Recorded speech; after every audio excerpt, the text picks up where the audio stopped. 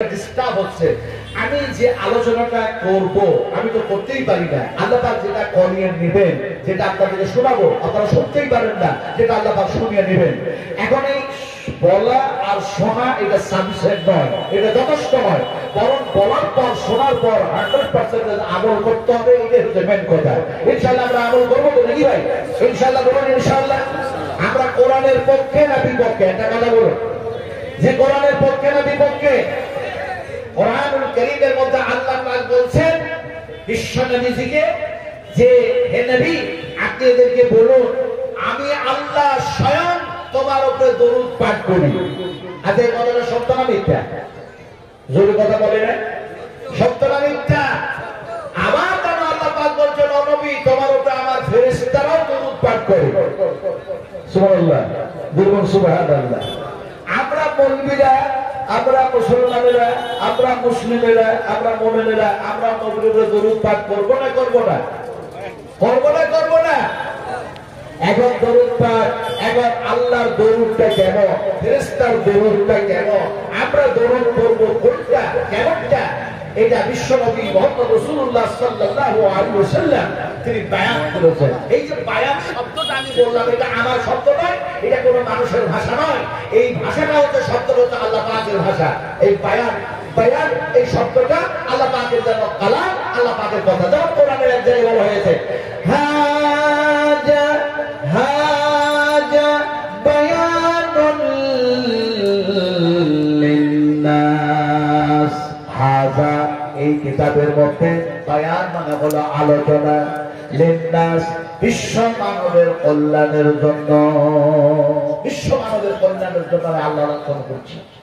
বিশ্বনবী মুহাম্মদ সাল্লাল্লাহু আলাইহি সাল্লামকে গিয়ে মদিনায় গিয়ে বললাম আসসালামু আলাইকা ইয়া রাসূলুল্লাহ। দেখুন সালাম, আসসালামু আলাইকা ইয়া রাসূলুল্লাহ।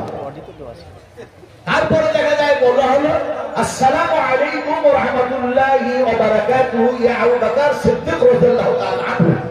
আবার বলা হলো আসসালামু আলাইকুম ওয়া রাহমাতুল্লাহি ওয়া বারাকাতুহু ইয়া উমর ফারুক রাদিয়াল্লাহু তাআলা আনহু।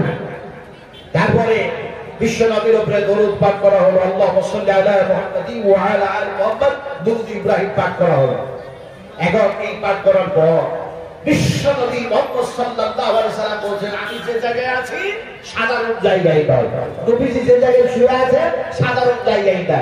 বুখারী শরীফের হাদিস, আল্লাহর হাবিব বলেন আমার মেহরাব থেকে আমার মিম্বার পর্যন্ত, আমার মেহরাব থেকে আমার মিম্বার পর্যন্ত এটা হলো রিয়াদুল জান্নাহ, বেহেশতের টুকরার মধ্যে শুয়ে আছি।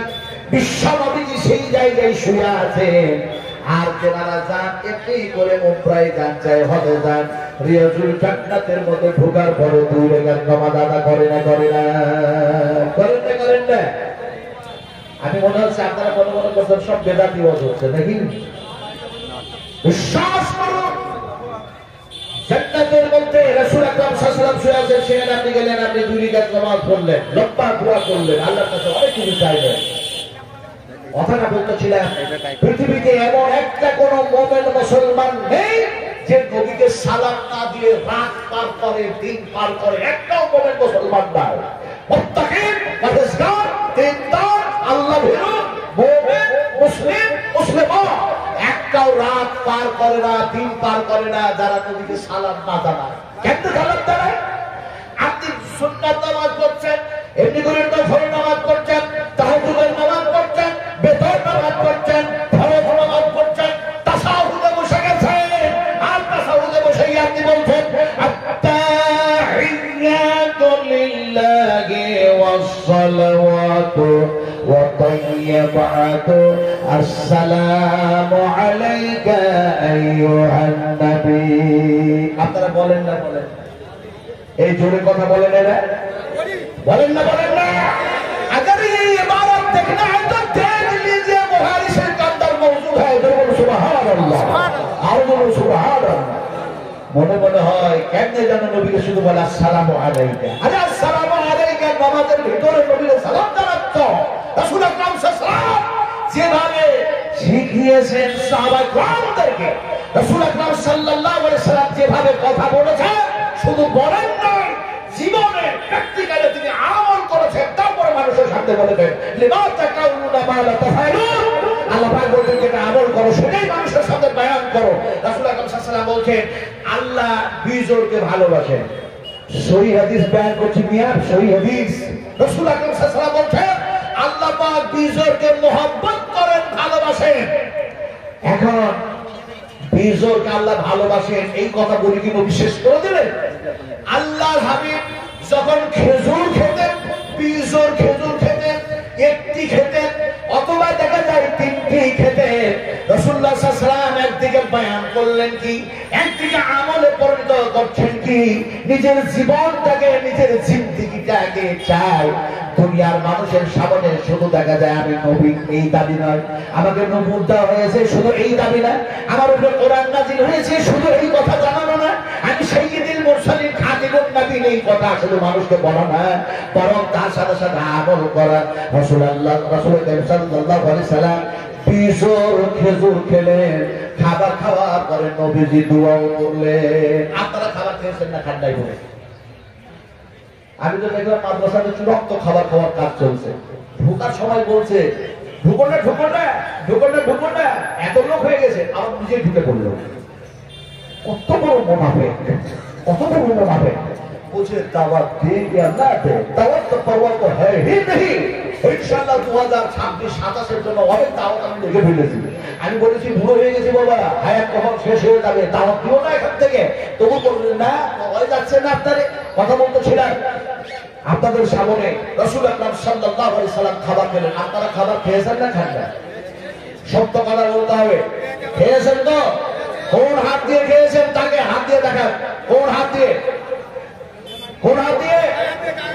কার হাত দিয়ে সত্য কথা একবার মিথ্যা কথা আমি মিথ্যা প্রমাণ করবো কেমন করে এমনি করে করবো আল্লাহ রাব্বুল আলামিন যদি আমার এই ডান হাতটাকে প্যারালাইসিসে পরিণত করে দেয় তাহলে এই ডান হাত দিয়ে খেতে পারবো বাম হাত দিয়ে খাবো বাম হাতটাকে প্যারালাইসিসে পরিণত করে দিলেন তাহলে এটাকে খাবো কি করে বলে স্ত্রী খাওয়াবে বউমা খাওয়াবে বেটা খাওয়াবে বিডি খাওয়াবে প্রতিবেশী খাওয়াবে chief minister home minister prime minister খাওয়াবে কিন্তু দেখা যায় গোটা পৃথিবীর মানুষগুলিকে আল্লাহ পঙ্গ করে দিলেন একেবারে প্যারালাইসিসে পরিণত করে দিলেন এবার কে খাওয়াবে আপনাকে বলুন এতক্ষণ বললেন না যে আল্লাহ খাইয়েছে বললেন হাত দিয়ে খেয়েছি ক্ষমতার করে ডান হাত দিয়ে খেয়েছি আল্লাহ তাআলা বলছেন হুয়া ইউতিমুনি ওয়া ইয়াসকিনু ওয়া ইয়াদা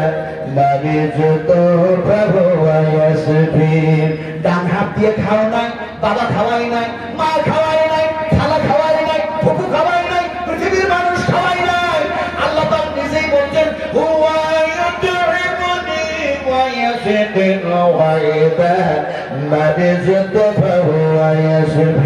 আমি আল্লাহ পাক তোমাদের পানি পান করায় দিয়েছি খাবার খাইয়ে দিয়েছি অসুখ যেন দিয়ে থাকি আমি আল্লাহ অসুখ ভালো করি এবার বলতে হবে ডান হাত খেয়ে দিয়েছে না আল্লাহ খাইয়েছে কে খাইয়েছে আরে আসল ইমানের কথা আলোচনা করছি ইমান আমাদেরকে পূর্ব ইমানে যে পরিচয় ধরেছে ইমানে যে জং ধরেছে ইমানে যে পরিণা বসেছে তার জন্যই কোরআন থেকে ছিটকে পড়েছি ইদারা মাদ্রাসা থেকে ছিটকে পড়েছি ইসলাম থেকে দূরে সরে পড়েছি আজকাল আমাদের ইমান চলে গেছে কোরআন থেকে মোবাইলের উপরে ইমান চলে গেছে মোবাইলের উপরে ইমান গেছে মানুষ যতই শিক্ষিত হোক সবাই বলছে বৃদ্ধ বৃদ্ধা ছোট বড় সব বলছে মোবাইলে সব আছে মোবাইলে অনলাইনে সব পাওয়া যায় আমি বলছি ইমান নষ্ট করার জন্য দাজ্জাল মার্কা ইহুদিদের ভাষা শিখিয়েছে যে মোবাইলে সব আছে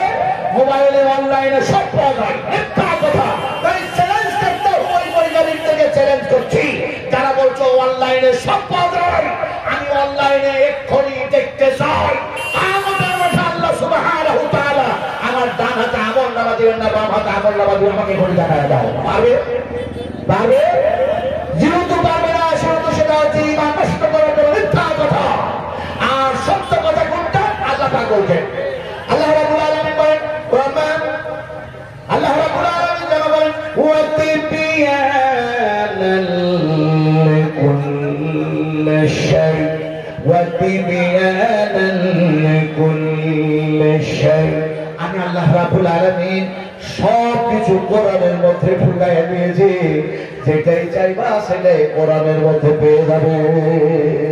সুবহানাল্লাহ। সব আছে কোথায়? আপনারা বলুন সব আছে কোথায়? কোরআনে।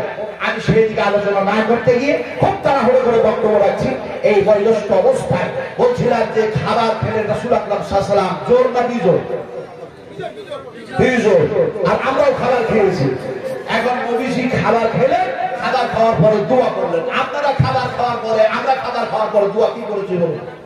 কি দোয়া করেছেন বলেন? আন্দাজে আন্দাজে কথা বুঝেন কি না? আলহামদুলিল্লাহ। আসলে যদি একটু পড়াশোনা করতেন, আগাম নিশ্চয়ই পড়াশোনা করেছেন, ভূগোল, বিজ্ঞান, একটু করে ইতিহাস, নানা কিছু নিয়ে পড়াশোনা করেছেন। কে বললে পড়াশোনা করেন না? কোরআন পড়তে জানেন, হাদিস পড়তে জানেন, কে বলতে জানে না?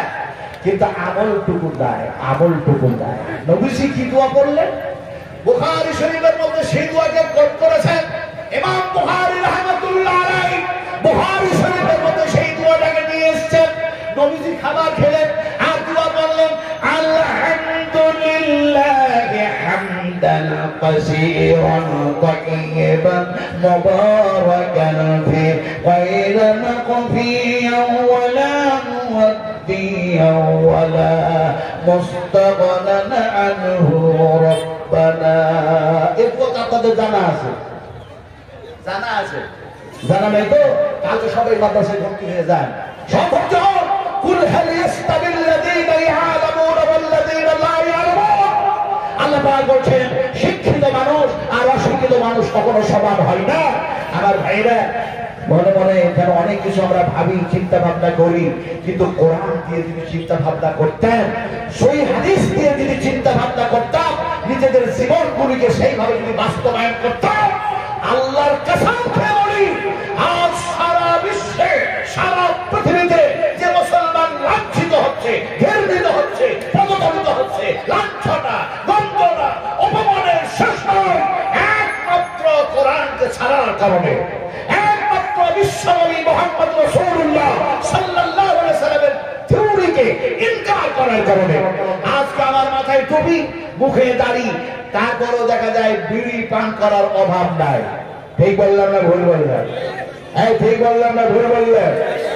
আরে আরে, একটা পাখি তার স্ত্রীকে বলছে, ভালো করে শোনো, একটা পাখি, মাদা পাখি ওর স্ত্রীকে বলবে, শোন শোন শোন শোন, তুই যখন এই বাসার ভিতর থেকে, এই বাড়ি থেকে যখন বাইরে যাবি, খবরদার খবরদার অসতর্কতার উপরে চলাফেরা করিস না। বলে কেন? বলে সুযোগ পেলে ওই দুপাইয়া মানুষ তোমাকে ছেড়ে দেবে না, তোমাকে যেন ধরবে আর তোমাকে দেখা যায় তারা যেন তোমার উপরে সেইভাবে আঘাত করে তোমাকে ক্ষতি করবে অথবা তোমাকে জবা করে খেয়ে দেবে। তো পাখিটা বলছে, মাদি পাখিটা ওর স্বামীকে বলছে, মাদা পাখিটাকে বলতে, আমি পাখি, ওই দুপাইয়া মানুষ আমার কি ক্ষতি করবে? আমার কাছে আসার আগে তো আমি উড়ে চলে যাবো, আমার কিছু ক্ষতি করতেই পারবে না। একদিন ব্যতিক্রম হয়ে গেছে। ব্যতিক্রমটা কি? দেখা যায় সে নিজের মনে দেখা যায় পাখিটা ধান উঠাইয়া কুড়াইয়া কুড়াইয়া খাচ্ছে।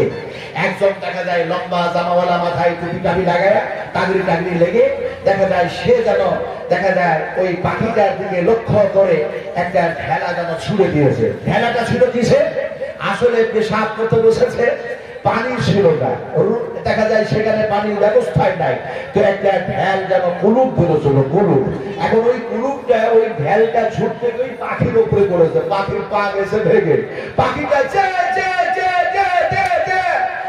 চিৎকার করতে করতে উঠতে উঠতে চলে গেছে। ওর স্বামীটা তখন বাসা থেকে বলছে, ঠিক হয়েছে হারামজাদি, ঠিক হয়েছে, ঠিক হয়েছে, তোকে বললাম যখন বাইরে যাবি সতর্ক, সাবধান থাকিস, তোর পা ভেঙেছে, ঠিক হয়েছে। এখন দেখা যায় এতটা বলার পরে আবার হাজার হোক স্বামী তো জিজ্ঞেস করছে, তোর পা ভাঙলো কে? বলে ও দুপাইয়া মানুষ ভেঙে দিয়েছে। বলে চল বিচার করবো। বলে আমাদের ভাষা বুঝে কে? বলে হাজরত সুলাইমানের কাছে চলো।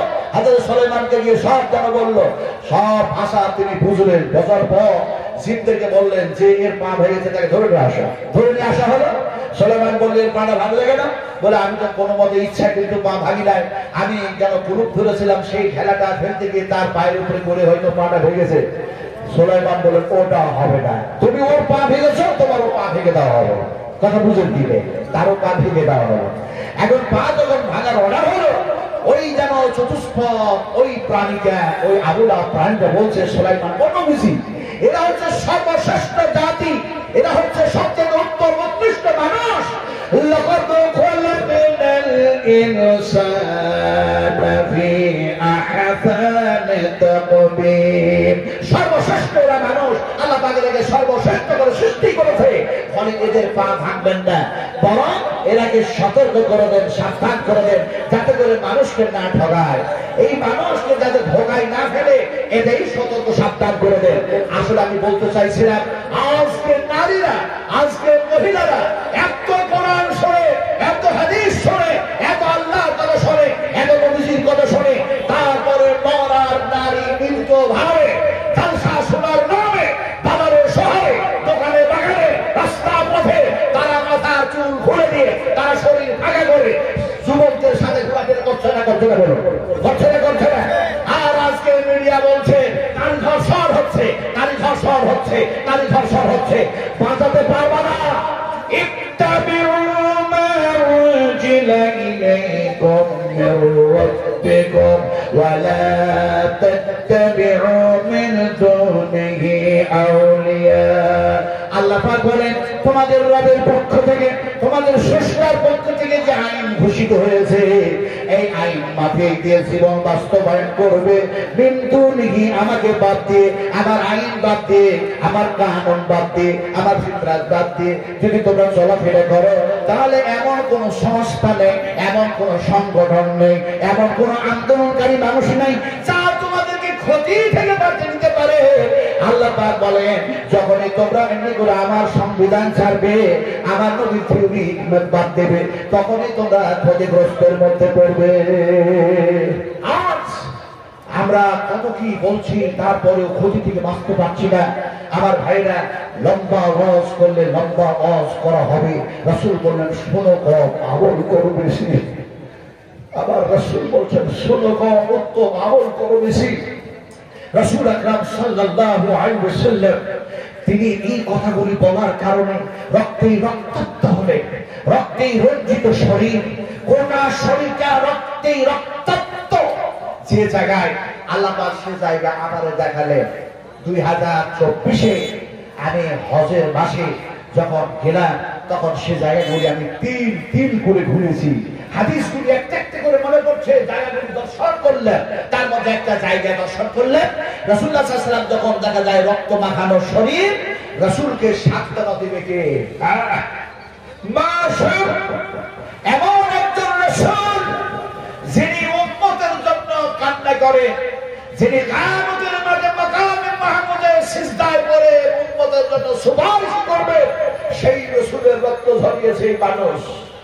সেই জায়গায় যখন দেখি এখন রাসূলের গোটা শরীরটাই রক্তে রক্তাক্ত, সেই সময় একজন তরুণ, একজন যুবক রাসূলের কাছে ছুটে আসলো, এসে যেন বিশ্ব নবীকে আঙ্গুরের যেন জুস পান করাচ্ছে। ইয়া রাসূলুল্লাহ, এই মানুষগুলির জন্য আপনি, আল্লাহ পাক আপনাকে মাবুস করেছে, প্রেরণ করেছে। এই মানুষগুলিকে বলেন ভালো কথা, অথচ এই মানুষেরা আপনার উপর অত্যাচার করেছে, অনাচার করেছে, অবিচার করেছে। রাসূল আকরাম সাল্লাল্লাহু আলাইহি ওয়াসাল্লাম তিনার শরীরটা যখন এই অবস্থা, আর ওই যুবকটা যখন ওই কথা বলছে, আল্লাহর হাবিব সেই সময় দেখা যায় তার রক্ত মাখানো হাতছানি যুবকটার সামনে বাড়িয়ে দিলেন, আঙ্গুরের জুস পান করলেন। তারপরে যেন সেই রক্ত মাখানো নবীর হাতটা যেন সামনে হলো, যুবকটা চট করে রাসূলের হাতে ধরল, রাসূলের শরীরের রক্ত সেই যুবকের হাতে লাগলো, দেখলো আঙ্গুরের জুস পান করিয়েছি। রাসূল আকরাম সাল্লাল্লাহু আলাইহি ওয়াসাল্লামের জায়গায় যেন এসে বসেছে। এ সময় নবীকে সান্ত্বনা দাও যায় কেমন করে? হাত ধরে, রাসূলের হাত ধরে যুবক ঘোষণা করে দিল, আশহাদু আল্লা ইলাহা ইল্লাল্লাহু ওয়া আশহাদু আন্না আন্না মুহাম্মাদান আবদুহু ওয়া রাসূলুহু, ঘোষণা করে দিল। আল্লাহর রাসূলের সঙ্গে এই ব্যবহার করার কারণে, এই যেন দেখা যায় এই আখলাক দেখার কারণে আল্লাহ সুবহানাহু ওয়া তাআলা সেই যুবকটাকে যুবক ভাবে রাখলেন। শুধু না, বরং বিশ্ব নবীর যেন সে সাহাবী হওয়ার সুযোগ পেয়ে গেল, সাহাবী হয়ে গেলেন। এখন দেখা যায় শুধু যেন সাহাবী হলেন না, দেখা যায় তিনার নামে ওই জায়গায়, যে জায়গায় বায়াত নিলেন, জুস পান করলেন, সেই জায়গায় একটা মসজিদ আল্লাহ পাক নির্মাণ করালেন। মসজিদ নির্মাণ হয়ে গেল। মসজিদ নির্মাণ হলো, এই মসজিদের নাম রাখা যায় কি? সে সময় দেখা যায় ওই মসজিদের নাম অন্য কিছু রাখা হয় নাই। সেই যুবক, সেই তরুণ বিশ্ব নবীকে তিনি সাহায্য করলেন, সেই যুবকের নামে মসজিদের নামখানি রাখা হয়েছে। মসজিদের যেন সামনে যেন একটা সাইনবোর্ড যেন লাগাই দেওয়া হয়েছে। ওই যুবকের নাম হলো হযরত আব্বাস, হযরত আব্বাস, হযরত আব্বাস, হযরত আব্বাস রাদিয়াল্লাহু তাআলা আনহু। মসজিদে আকদাস, মসজিদে আকদাস, মসজিদে আকদাস, মসজিদে আকদাস যেন ঘোষণা হয়ে গেল। আমি আসলে বলতে চাই না, ও আমার সোনার টুকরা, ও আমার কলিজার টুকরা, ও পশ্চিমবঙ্গের নাগরিকেরা, ও তরুণেরা, ও বৃদ্ধ মানুষেরা, ও নর, ও নারী, ও মুসলিম, ও মুসলিমেরা, আসুন আমরা ছুটে আসি এক আল্লাহর দিকে, এক নবীর দিকে, কোরআনের দিকে, তাওহীদের দিকে, রিসালাতের দিকে, আখিরাতের দিকে, আখিরাতের দিকে। ইন্নাল আরদা লিল্লাহি ইউরিসুহা মান ইয়াশা'উ মিন ইবাদিহি ওয়াল আকিবাতু লিল মুত্তাকিন। এক সময় যখন দেখা যায় বড় বড় হেডলাইন, বড় বড় গভর্নমেন্ট ক্ষমতায় থেকে তারা যখন তাদের ক্ষমতা প্রয়োগ করছেন, সেই সময় একজন দুর্বল, একজন যেন পয়গম্বর হযরত মূসা আলাইহিস সালামের কথা বলছেন, ইন্নাল আরদা লিল্লাহি ইউরিসুহা মান ইয়াশা'উ মিন ইবাদিহি। শেষ করব? এটা কাজ 10 আপনার সময় 10টা অতিক্রম হয় না। আলহামদুলিল্লাহ, হাইয়াকাল্লাহ, বারাকাল্লাহ, জাযাকুমুল্লাহ খায়রাল জাযা, আহসানাল জাযা। আল্লাহুম্মা ফাক্কিহনা ফিদ-দীন, আল্লাহুম্মা ইহদিনাস সিরাতাল মুস্তাকিম, আল্লাহুম্মা ইগফির খাতায়ে কাবীরানা, আল্লাহুম্মা ইগফির খাতায়ে সাগীরানা, আল্লাহুম্মা ইগফির খাতায়ে যাহিরানা, আল্লাহুম্মা ইগফির খাতায়ে বাতিনা। আল্লাহুম্মা আমিন। আমার টাইমটা 10টা পর্যন্ত রেখেছেন, যার জন্য আমি মুসাফির মানুষ দোয়া দিলাম। আচ্ছা, কার দোয়া কবুল হয়? যুবকদের না বুড়ো মানুষের? হ্যাঁ, যুবকের না বুড়ো মানুষের? মুসাফিরের। একজনে বলেছে বুড়ো, কোনটাতে ফাইসালা দেব? নবীজি বলেছেন, বিশ্ব নবী বলেছেন, যুবক শোনা, যুবক যৌবনকালের ইবাদত আল্লাহর কাছে সবচেয়ে বেশি গ্রহণযোগ্য। ও যুবকেরা শোনো, খামাকা নেতাদের পিছনে ছুটতে গিয়ে সময় নষ্ট করে দিয়েন না। সময় নষ্ট বুঝেন? তার মানে মসজিদে আযান হচ্ছে, নামাজ পড়লাম, এমনি করে রাত্রি 1টা 2টা পর্যন্ত জালসা শুনলাম, তারপরে মসজিদে গেলাম না, ফজর নামাজ পড়লাম না। এরকম আছে না নাই? আছে না নাই? আবার ভাইয়েরা, সোনাগুলোরা, সময় নষ্ট করেন না, সময় নষ্ট করেন না। নবীজি বললেন, ও যুবকেরা, তোমাদের যৌবনকালের ইবাদত আল্লাহর কাছে সবচেয়ে বেশি পছন্দনীয়। আর নবীজি বললেন, পিতা মাতার দোয়া কবুল হয়, মজলুম মানুষের দোয়া কবুল হয়, মুসাফিরের দোয়া কবুল হয়, কিন্তু দোয়া কবুল হয় যার, সে হচ্ছে এক বুড়ো মানুষ, বৃদ্ধ মানুষ। বুড়ো মানুষের দোয়া কেমনে কবুল হয়? একটা বুড়ো মানুষ, একেবারে বৃদ্ধ মানুষ। আপনারা তো বুড়ো মানুষ বুঝেন না? বুঝেন না? বলে বুঝেন তো। এই দাড়ি কিসে দেখেছেন? বুড়ো হলে না, না, বুড়ো তো হয়ে গেছে, পাগলো কিসে? কিসে পাগলো? বয়সে না, বয়সে না, বয়সে না। বুখারী শরীফের হাদিস, বিশ্ব নবী মুহাম্মদ রাসূলুল্লাহ সাল্লাল্লাহু আলাইহি ওয়াসাল্লাম, তিনার মাথার চুল সাদা হয়েছে, মুখের দাড়িগুলি সাদা হয়ে গেছে। উম্মাহাতুল মুমিনিন মা আয়েশা জিজ্ঞেস করছেন, ইয়া রাসূলুল্লাহ, বয়সের কারণে বুঝি আপনার মাথার চুল দাড়ি থেকে যেন সাদা হয়ে গেছে, বয়সের কারণে? আল্লাহ রাসূল বলেন, লা লা লা লা লা লা, বয়সের কারণে আমার মাথার চুল দাড়ি পাকে নাই। আয়েশারে এই যে চুল পাকলো সাদা হলো, বিশ্ব নবী মুহাম্মদ সাল্লাল্লাহু আলাইহি ওয়াসাল্লাম বলেছেন আমার এই দাড়ি চুল পাকার কারণ হচ্ছে কিয়ামতের চিন্তা করতে করতে। সুবহানাল্লাহ বলে, এর জন্য সুবহানাল্লাহ। আমাদের দাড়ি পাকলো কিসে? যদি বলেন বয়সে, তো অনেক দেখবেন 20 বছর 12 বছর 10 বছর 7 বছরের ছেলে চাকা চাকা চাকা চাকা মাথা চুল সাদা হয়ে গেছে, তাহলে ওদের বয়স হয়ে গেছে না। আমাদের চুল পাকলো দাড়ি পাকলো দুনিয়া করতে করতে। দুনিয়া দুনিয়া দুনিয়া দুনিয়া গোল না চ্যাপ্টা? দুনিয়া গোল। এখন যদি বলি চ্যাপ্টা তাহলে সেটা কেমন হবে? গোলটা যদি বলি তাহলে সেটা কেমন হবে? তার বিশ্লেষণ করার টাইম নাই আমার হাতে, কিন্তু ইনশাআল্লাহ আগামীতে আসলে কোনো আল্লাহ নিয়ে আসলে সে কথা আমি আলোচনা করব। দুনিয়া গোল না চ্যাপ্টা? এই দাড়ি পাকলো কেন? দুনিয়া করতে করতে আমি সুন্দর করে বয়ান করব। আজকে আমার হাতে সবাই নাই। আলোচনা যেটা করতে চাইছিলাম সেটা হচ্ছে বিশ্বনবী মুহাম্মদ রাসূলুল্লাহ সাল্লাল্লাহু আলাইহি সাল্লামকে বাদ দিয়ে নয়, ইন্না আরদা লিল্লাহি ইউরিসুহা মান ইয়াশা মিন ইবাদি ওয়াল আকিবাতু লিল মুত্তাকিন। আল্লাহ পাক যেন বলেন এই জমিনে যারা নেতৃত্ব দিবে তারা কারা? তারা হবে মুত্তাকিন, তারা হবে পরহেজগার, তারা হবে আল্লাহ ভীরু, তারা হবে আল্লাহওয়ালা, তারা আখিরাত আকিবাত পরকালের প্রতি এক আল্লাহর প্রতি বিশ্বাস স্থাপনকারী হবে। সবাই নাই, ফলে বুঝতে পেরেছি, সবাই নাই। আসলে দেখা যায় এমনি করে দেখা যায় এইভাবে যারা নেতৃত্ব দিবে তারা আল্লাহর প্রতি বিশ্বাস স্থাপনকারী হবে, আখিরাত পরকালের প্রতি বিশ্বাস স্থাপনকারী হবে।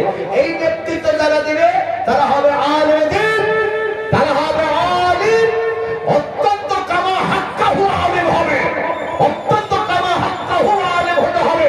ইমাম বুখারী রাহমাতুল্লাহ আলাইহি, ইমাম আহমদ বিন হাম্বল রাহমাতুল্লাহ আলাইহি কামা হাক্কাহু আলিম ছিলেন বলে তারা জেল খেটেছে, না খালে নাই? বড় ফজলহ খায়রাবাদী জেল খেটেছে, বড় ইয়াহিয়া খান জেল খেটেছে। এতে করে দেখা যায় আল্লামা ইমাম তাইমিয়া হাফিজাহুল্লাহ 11 বার জেল খাটলেন। কি কি কারণে জেল খেটেছিলেন একটা একটা করে যদি বয়ান করি অনেক সময় লেগে যাবে। আল্লামা ইমাম তাইমিয়া জেল খাটলেন কেন? ফলে এই ইতিহাস আলোচনা করার সময় নাই, তবে এতটা আলোচনা করার সময় আমার হাতে আছে যে এই মাদ্রাসা থেকে আলেম তৈরি হয়, আলেমা তৈরি হয়, হাফেজ তৈরি হয়, হাফেজা তৈরি হয়, মুহাদ্দিসিন তৈরি হবে, মুহাদ্দিসা তৈরি হবে। তাই এই মাদ্রাসাকে নষ্ট করার জন্য গভর্নমেন্ট চাইছে মাদ্রাসা বন্ধ হয়ে যাক। আপনারা চান মাদ্রাসা বন্ধ হতে না মাদ্রাসা চালাতে? কোনটা? হাত উঠায় দেখান কারা কারা চালাতে চান নবীর মাদ্রাসা। আরো তো হাত উঁচু হবে না, আরো তো হাত সিধা করে, হাত একেবারে সিধা করে দিন। হাত উঁচু করলেন হয়তো বেদাত হয়ে গেল। আমি একটার পর একটা যদি এখন হাদিস বয়ান করতে যাই লম্বা হয়ে যাবে। ফলে মাদ্রাসা যদি চালাতে চান, কিন্তু এখন বর্তমানে এই মাদ্রাসা বন্ধ করার জন্য নানা রকমের সুচতুরতার সঙ্গে, হিকমতের সঙ্গে, কৌশলের সঙ্গে সে ব্যবস্থা গভর্নমেন্ট নিচ্ছে। কারণ এখন থেকেই মোদিজি বলতে শুরু করেছে এক হাতে কোরআন এক হাতে কম্পিউটার মুসলমানদের হাতে দেখতে চাই, এক হাতে কম্পিউটার আর এক হাতে কোরআন দেখতে চাই। আমি বলেছি এই লোকটা হচ্ছে মিথ্যক, এর কথা কোনো ঠিক নাই।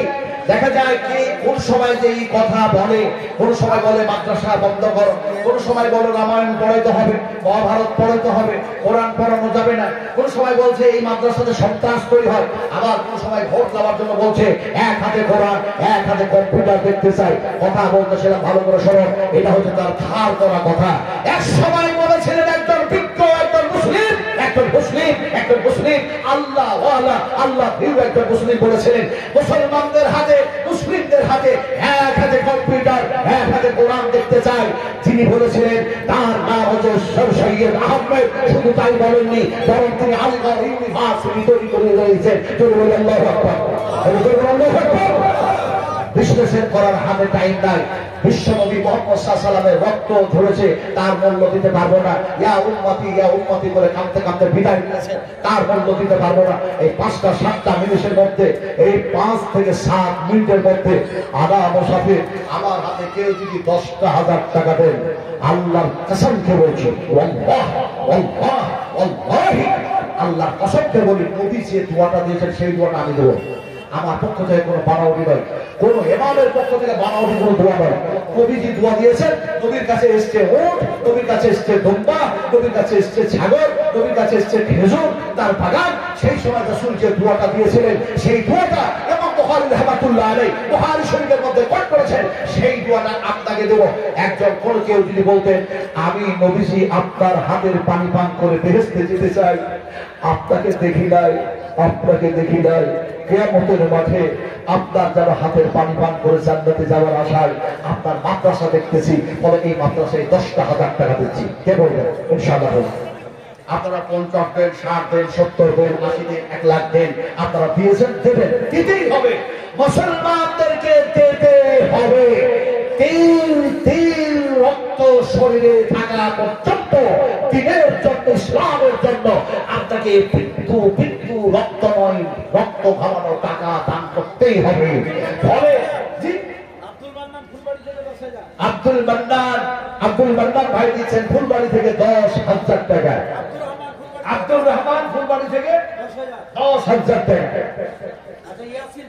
ইয়াসিন ফুলবাড়ি থেকে 10, নারকেল বাগান বাড়ি 10,000 দিচ্ছেন। 3 জন হলো।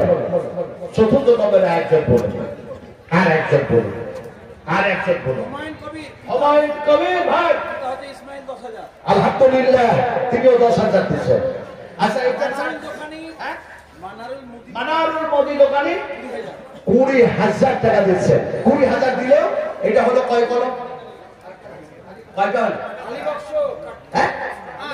5টা হলো। আলিবক্স কাঠের ব্যবসায়িক তিনি 10,000। এটা কয়টা হলো? 6টা।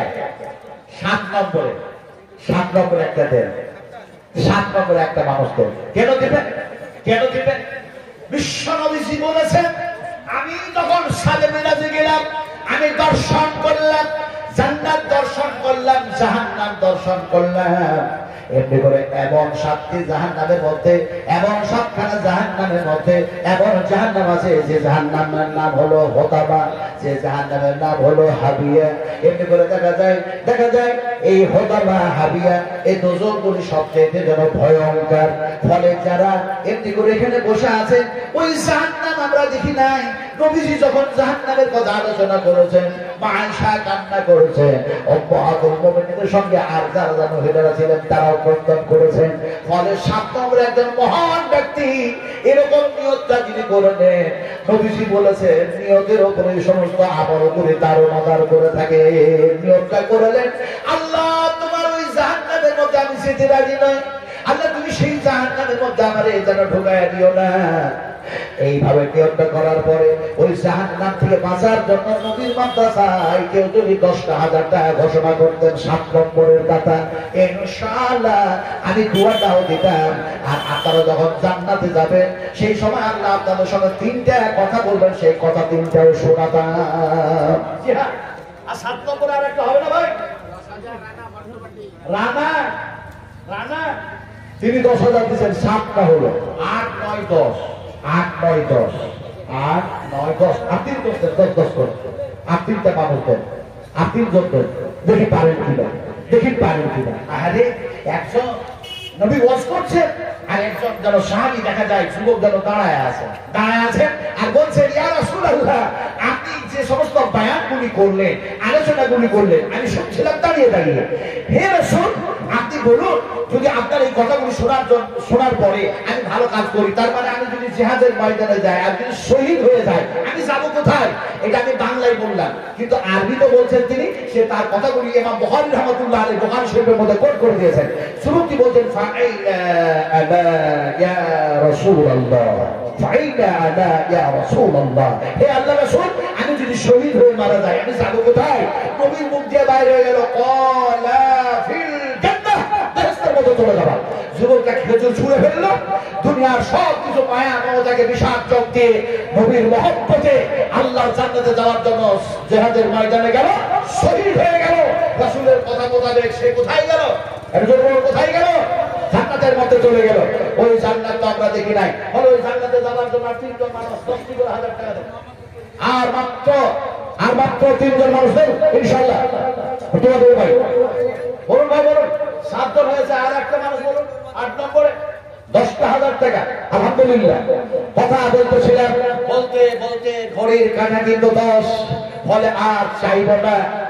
আল্লাহর কাছে দোয়া করছি, যে দোয়া বিশ্ব নবী মুহাম্মদ সাল্লাল্লাহু আলাইহি ওয়াসাল্লাম আল্লাহুম্মা আকসির, আল্লাহুম্মা আকসির। আপনারা আমিন আমিন করতে থাকুন, আমিন আমিন করতে থাকুন। নবীজি দোয়া দিচ্ছেন, সেই দোয়াটা শুধু দখল করছি আমি আপনাদের সামনে, খালি দোয়া আমিন আমিন করতে থাকুন। আল্লাহ তুমি কবুল করো, আল্লাহ তুমি কবুল করো। তো আল্লাহুম্মা আকসির, আল্লাহুম্মা আকসির, আল্লাহুম্মা আকসির মা লাহু মা লাহু মা লাহু ওয়া ওয়ালাদাহু ওয়া ওয়ালাদাহু ওয়া ওয়ালাদাহু ওয়া বারিক লাহু ওয়া বারিক লাহু ওয়া বারিক লাহু ওয়া বারিক লাহু ফীমা আতাইতাহু ফীমা আতাইতাহু ফীমা আতাইতাহু। রাসূল আকরাম সাল্লাল্লাহু আলাইহি ওয়াসাল্লাম যখন দোয়া দিতেন, কথা বলতেন, সেই কথা বলার সময় রাসূল যেন কথাটাকে তিন বার করে যেন বলতেন। আমার ভাইরা, তাই দোয়া দিলাম একটু জোরে আল্লাহুম্মা আমিন। আপনারাকে আল্লাহ পাক সালেহিন সালেহা আমালে করে যেন বানায়া, সুন্দর বানায়া জান্নাতে যাওয়ার তৌফিক দান করে দেন। আল্লাহ পাক বলবেন, তিনটা কথা বলেছি, যে তিনটা কথা আল্লাহ পাক বলবেন, উদখুলুহা উদখুলুহা উদখুলুহা, প্রবেশ করো। সালাম সালাম, শান্তি আর শান্তি। আমিন। এখানে আছে নিরাপত্তা আর নিরাপত্তা, নিরাপত্তা আর নিরাপত্তা। নিশ্চয়ই আমাদের জন্য আল্লাহ পাক নিরাপত্তা দুনিয়াতেও রেখেছেন। শর্ত শর্ত শর্ত, ইন তাত্তাকুল্লাহ ইয়াজআল লাকুম ফুরকানা ওয়া ইউকাফির আনকুম সাইয়্যাতিকুম ওয়া ইয়াগফির লাকুম ওয়াল্লাহু যুল ফাযলিল আযীম। ইন তাত্তাকুল্লাহ, তোমরা যদি আমি আল্লাহকে ভয় করে জীবন যাপন করো, তাহলে আমি আল্লাহ তোমাদের জন্য নিরাপত্তার একটা ফায়সালা দেব। নিরাপত্তার ফায়সালা আল্লাহই দিবেন। ফলে আমরা নিরাপত্তায় যদি থাকতে চাই, তাহলে আল্লাহর হুকুম ও আহকাম আর কাজ এমনি করে মেনে নবীর যেন থিওরি অনুযায়ী জীবন বাস্তবায়ন করে চলবো। আল্লাহ তুমি সেই তৌফিক দান করো।